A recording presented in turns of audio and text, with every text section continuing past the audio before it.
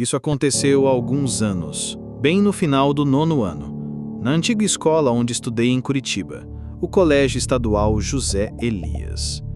Era aquele típico último dia de aula, alunos correndo pelos corredores, abraços meio forçados, promessas que ninguém ia cumprir. Tinha até aquela clássica guerra de canetas, onde todo mundo pedia autógrafo nos uniformes ou nos cadernos.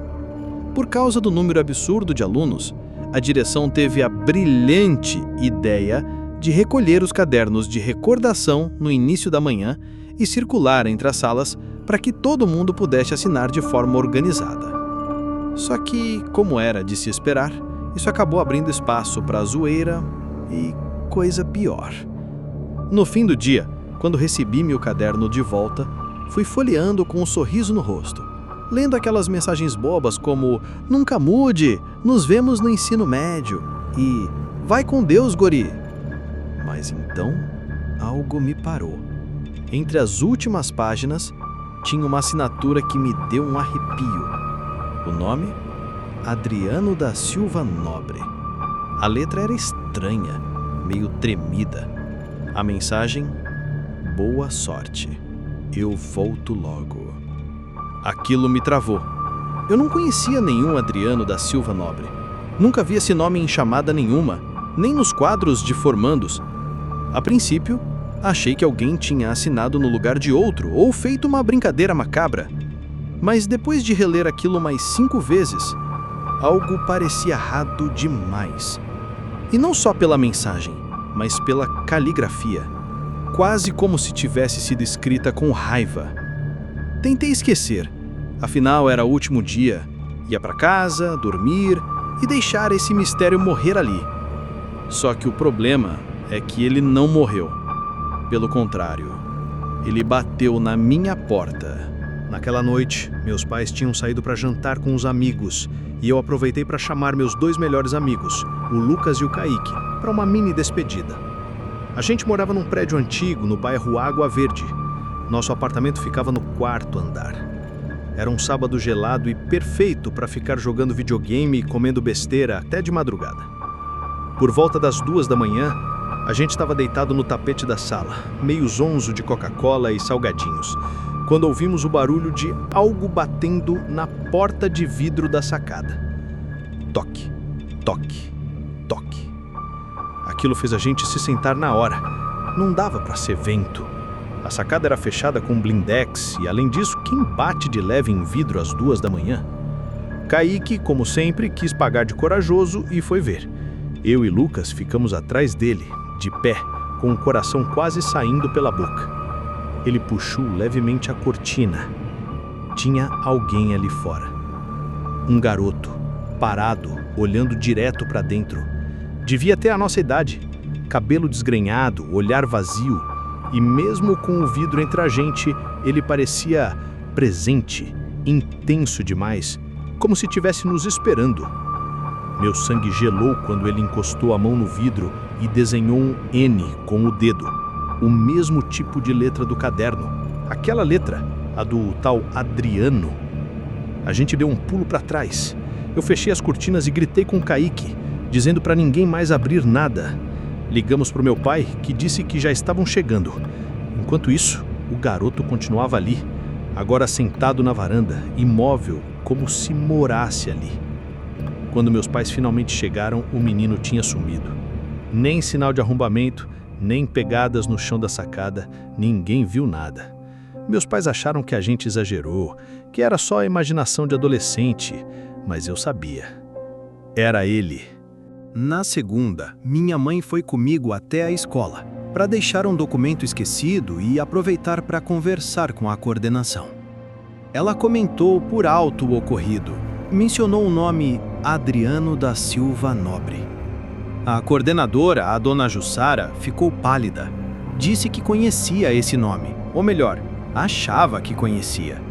Foi até a sala de arquivos e voltou com uma expressão que me marcou para sempre. Esse menino, ele estudou aqui sim, mas não neste ano, nem no passado. Ele estudou no José Elias há 5 anos, no 9º ano. Ela parou, respirou fundo. Ele faleceu naquele ano. Um acidente. Uma queda no fosso do elevador antigo aqui no prédio velho, que depois foi desativado. Minha cabeça girou. Ela mostrou uma foto antiga da turma, e lá estava ele, com aquele mesmo olhar, aquele olhar vazio. Eu nunca tinha visto o garoto na escola e, mesmo assim, ele escreveu no meu caderno. Ele sabia meu nome, sabia onde eu morava. Voltei para casa em choque. Passei os dias seguintes sem conseguir dormir direito. A sacada ficou com a cortina fechada por meses. E mesmo depois de tanto tempo, às vezes, quando o vento bate de um certo jeito, eu ainda ouço 3 batidinhas no vidro. Toque, toque, toque. E rezo para que nunca mais seja ele.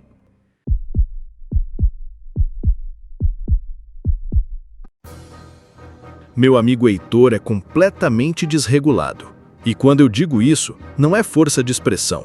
O cara tem zero noção de limites, vive se gabando de ser louco de verdade, como se isso fosse alguma medalha de honra.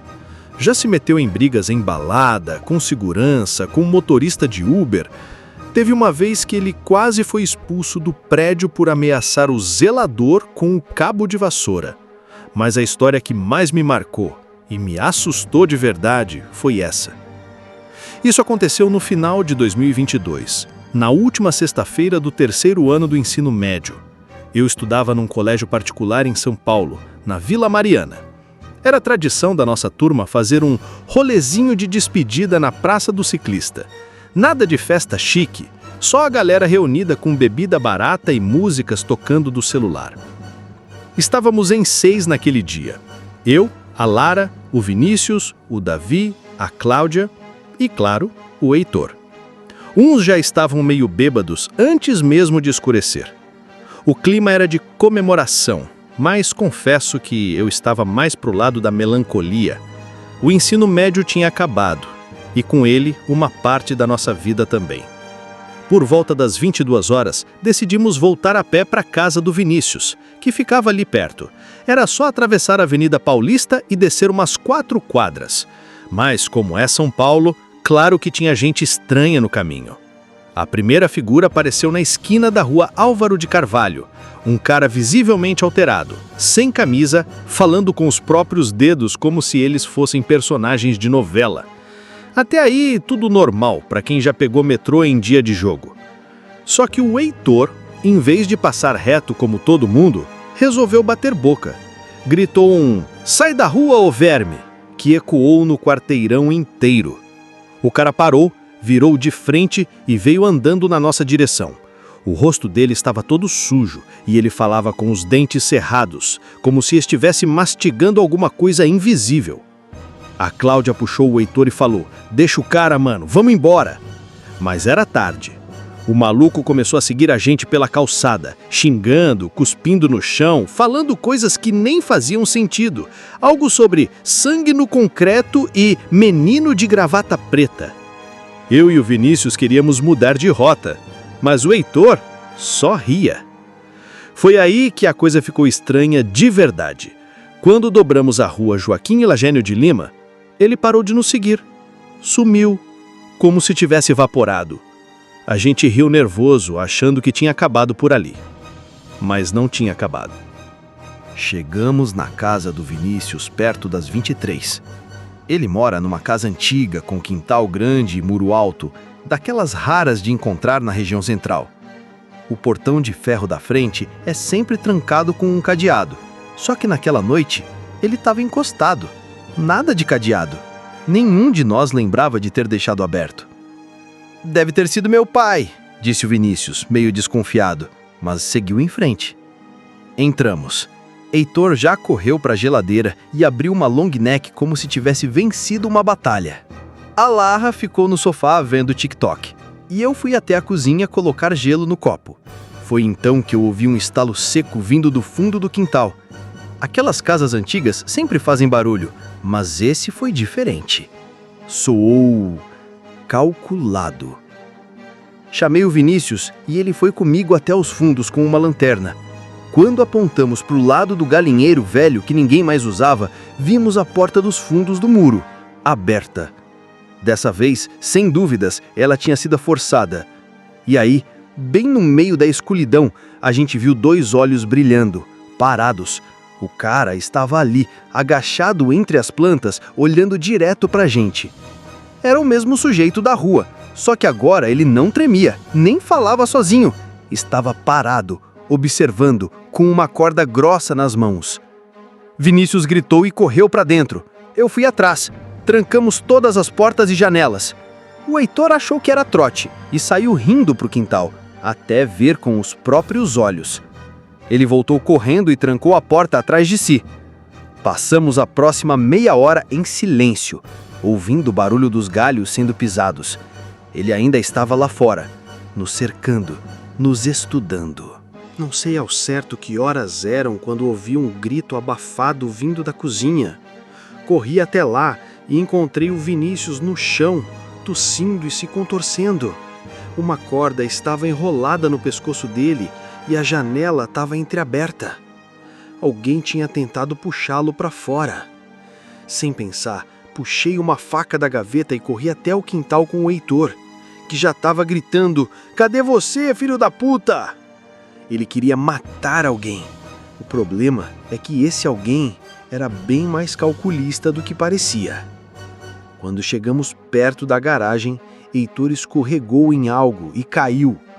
Luz do celular revelou o que era: um laço de corda preparado no chão com pedras em volta. Uma armadilha. O cara tinha colocado aquilo ali esperando que a gente viesse atrás. Foi então que ouvimos passos correndo pelo muro e vimos a sombra dele sumindo pela rua. Tentei gravar, tirar foto, qualquer coisa, mas ele era rápido. No rosto, só uma coisa me marcou. Ele sorria. Sorria como se tudo aquilo fosse só uma brincadeira idiota de fim de noite. Chamamos a polícia, claro, mas como sempre, nada foi resolvido. Disseram que talvez fosse algum morador de rua ou usuário de crack. Fizeram cara de "acontece". O Vinícius teve que levar pontos na garganta e usar uma tipóia no braço por uns dias. O que me marcou mesmo, no entanto, foi o que encontramos no dia seguinte, pendurado no galho da mangueira do quintal. Um bilhete, amassado preso com arame, com a frase escrita em carvão: "Se não fosse o nó errado, hoje seria funeral". Nunca mais vi aquele homem, mas de vez em quando, à noite, ouço estalos vindo do fundo do quintal da minha casa. Só espero que não seja ele tentando fazer o nó certo.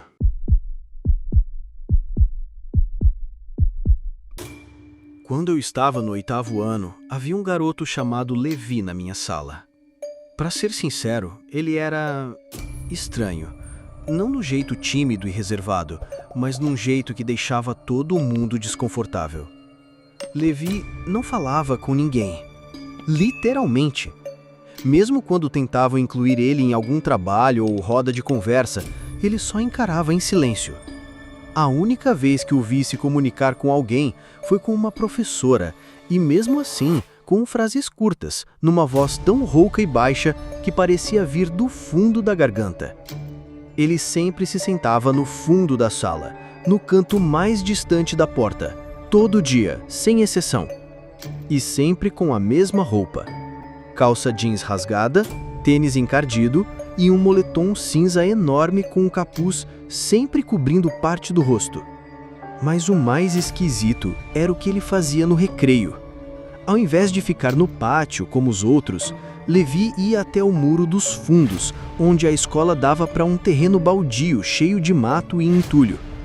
Ficava ali, parado, encarando o outro lado do muro, como se esperasse alguém.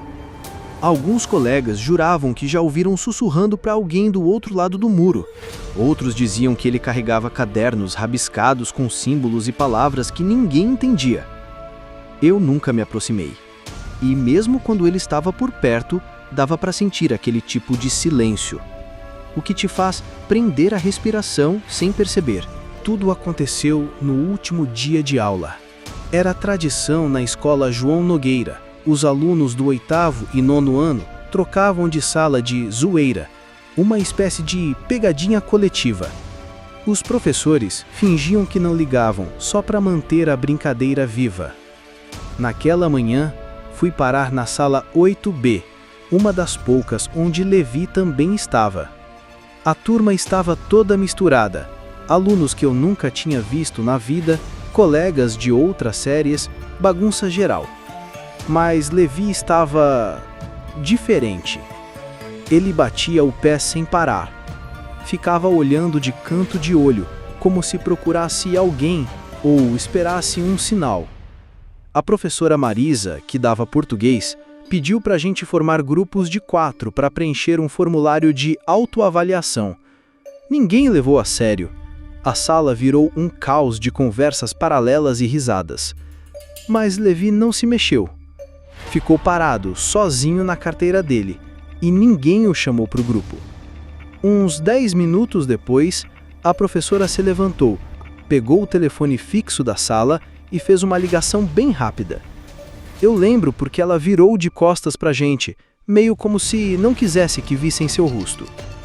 Minutos depois, outro professor apareceu, o de História, Sr. Diniz. Ele só deu um bom dia abafado e os dois saíram para conversar no corredor, cochichando. Quando voltaram, começaram a se aproximar de 3 alunos específicos. Conversaram com eles no ouvido e, sem dizer uma palavra, os garotos saíram da sala. Ninguém reagiu. Foi aí que o alarme de incêndio tocou. A professora nem se espantou. Na verdade, parecia que já sabia. Mandou todos se alinharem e sair em ordem. A escola toda começou a evacuar para a quadra coberta, nos fundos. Estávamos lá, em fila, quando virei instintivamente para olhar o prédio. No segundo andar, por um segundo, vi algo na janela. Não sei explicar. Foi rápido. Talvez uma sombra, talvez alguém. Mas não era um reflexo, não era normal. Os professores tentavam manter a calma enquanto os pais eram chamados. Mas aí vieram as sirenes. 3 viaturas da polícia chegaram quase ao mesmo tempo, entrando direto pelo portão lateral da escola. Os policiais saíram armados e correram para o prédio. Ninguém explicava nada, só nos mandaram esperar. 1 hora depois, nos liberaram. Tivemos que ligar para os nossos responsáveis. Eu fui de carona com o pai de um amigo. No caminho, meu celular vibrou. Era uma mensagem da minha mãe dizendo que a escola ligou e explicou por alto o que houve. Segundo ela, a diretoria tinha descoberto que um grupo de adolescentes desconhecidos entrou no prédio naquele dia, se passando por alunos. Ninguém sabia ao certo como, mas uma das professoras, Marisa, tinha visto algo suspeito na mochila de um dos meninos: faca de cozinha, isqueiro e spray inflamável. Por isso fizeram a evacuação silenciosa e usaram o alarme como desculpa. Mais tarde surgiu um boato, não na escola, mas entre os pais. Diziam que os garotos que entraram foram ajudados por alguém de dentro, alguém que conhecia o portão lateral que dava acesso ao terreno baldio, a mesma área onde Levi passava todos os recreios. Nunca mais o vimos na escola.